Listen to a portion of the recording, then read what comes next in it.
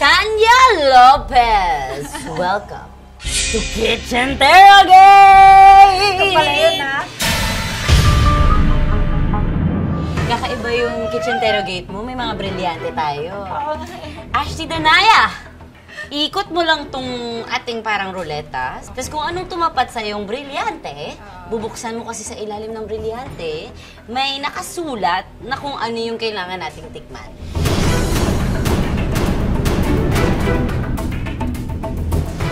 Okay. Tapos may itatanong ako sa'yo. Pag sinagot mo yung tanong, kailangan ako yung tumikim. Pero pag hindi mo sasagutin, syempre hihirapan ko yung mga tanong para ikaw yung tumikim. Gets? Okay, gets. Okay, ikot mo na!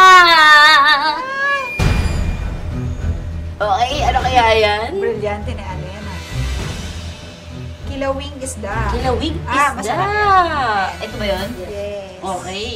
Bilang Ashley Danaya ko, sa iyong mga kapatid na sangre, kung may papalitan ka na isang cast, kay Alena, kay Pirena, at Amihan, sino ang papalitan mo? Sila lang ipapalitan. Hindi ako kasama doon. Oo. Bakit ganyan? Sa mga kapatid mo lang. Bakit? Para mahirap. Ang hirap talaga. Hindi kasi alam kung bakit mahirap. Kasi pag sinabi mong Alena, Danaya, Pirena, Amihan, parang feeling ko solid na sila na yun. Wala na akong ibang maisip na, okay, sa ngayon Sa ngayon, kung babalik ka sa umpisa, wala kasi sila yung, totoo niyan, sila lang talaga yung naiisip ko bagay. Sino? wala ako, bakit nagpipiga lang ako? Huwag mo ibalik sa akin! Ang hirap, hindi ko alam. Sa ngayon wala akong maiisip na paraan. So, kailangan mong tikman. Ano? Kamusta? Masarap. Masarap? Hindi naman pala mahirap yung mga pinapagawa niyo. Pero malansa. Malansa. Ilan ba to? 1, 2, 3, go. Ito, yung Ito. kay Amihan. Iwa. Palaka! Alin dyan yung palaka? Ito? Hihirapan ko ulit.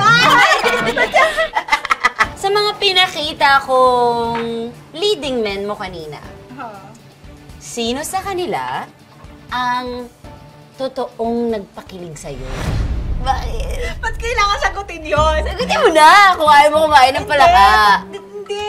Kasi alam mo, Normal yun sa trabaho natin. normal naman talaga Oo. nakiligin ka. Lalo na kapag maganda yung eksena ninyo. Explain mo na, sagutin mo na. Pero lahat sila nagpakilig naman sa akin. Sino Iba't nga ibang yung- klase ng kilig kasi. O, sino yung pinaka, yung nag-stick sa'yo yung kilig? Sa kanila lang. Panakato eh! Dali. Yung naramdaman mo yung kilig sa heart mo. Ang dami nila, for sure ako may isa doon na tumatak sa yung kilig Ba't sa'yo. ba pinipilit mo sa akin? Sigurado kasi akong meron. Sabihin mo na yung name. Pag sinabi ko to. Kakainin ko yung palaka, promise. Hindi, pero wala. Ay, yung same. Totoo yun. Ano sa sa'yo, diba? Pantay lahat. Pantay lahat. Yung mata niya, di ba mga kapitbahay, sinasabi ng mga mata niya na meron. Meron isa sa kanilang Yun ang umangat. seryoso ko doon. Wala, pag nandun ako sa eksena, nandun lang din yung kilig. Pero after that, wala. Ayaw mo ibigay yung pangalan, kailangan mo kainin yung palaka. Oh my gosh, maliliit na palaka to. Bon appetit! Ba't kayo ganyan? Ganito rin ba pinapakain nyo sa iba? Oh, medyo mahirap din yun sa iba, oo. Tapang ka, di ba? Sadya! Ano? Sarap. Ang dami ng buto. Oh, dito ka, oh. Ay, meron ka pala. Huwag yan sana. Gilig Ano yan? ng brilyante ni Alena. Mata ng baboy? Uy, kinakain ba talaga yan? Nadiri ako dun sa mata ng baboy. Okay. Balita ko, nung September lang, meron ka daw bagong sports car. Magbigay ka ng pangalan at yung dahilan. Kung sino ang unang-unang gusto mong ipag-drive dyan, sino gusto mong iangkas sa iyong sports car? Bukod kay Jack, oo. Gusto nyo talaga? Sino? Si Lola. Kakain mata ng baboy. Hindi, totoo lang. Oh, bakit si Lola? Hindi, sa totoo lang. Kasi gusto ko siyang isakay kasi parang proud na proud ako dun sa ano. Sa achievement mo. Meron ako. Gusto ko laging isakay yung lola ko. Lahat ng sasakyan ko, nasakay ko na siya, pero pa doon. Hindi niyo mo pa nagagawa? Hindi ko O pa ilang buwan na nagagawa. din? Hindi kasi pinagbawalan na ako na dalhin siya kung saan-saan kasi medyo hirap na din si lola. At saka sports car sa niya, baka matakot siya doon. Baka malula siya doon. Okay, sige, nakakain ako ng mata ng baboy. Naamoy mo? Ang lansa. Hindi, parang amoy siya ng ano yun? Papaitan. Shh. Focus ka. Kain po. Yes. Ano, masarap. Hindi. Parang mangyak-yak ka na. Kasi yan yung natanong mo. Last na to, last. Last na? Last na. Brilyante ko! Ano to? Chicha Wars! Ayan! Okay. Alam naman natin na no boyfriend since birth ka pa. Pero nasabi mo sa isang talk show na kung lalagyan ng kulay ang iyong love life, sabi mo pula. Gusto namin malaman ang dahilan bakit pula. Kasi usually ang pula, stop, ibig sabihin.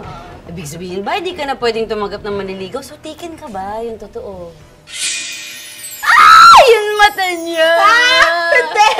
Hindi kasi, that time, tinanong ako kung kamusta yung love life ko. Kasi happy ako. I mean, love naman kasi is not about partner lang. So, kaya ako pula yung sinagot because happy ako with my career, with my friends. Sobrang swerte ko doon sa mga kaibigan na nakapaligid sa akin. Okay. Yun. Yun, kaya pula. Kaya pula. Yun yung explanation. Yun siya. So, are you in In a relationship right now? Chicha Wars! Hindi, wala. Labas sa ilong, bumuelo Wala nga, ka. hindi. Hindi. Honest? Honest. Nakamayin ko na lang ah. Oh my God. Thank you. Thank you. Mga kapitbahay, subukan nyo yung mga shinare naming recipe sa inyo ngayon. Yung tokwat baboy ni Sanya, promise, ang sarap ka partner ng arroz caldo.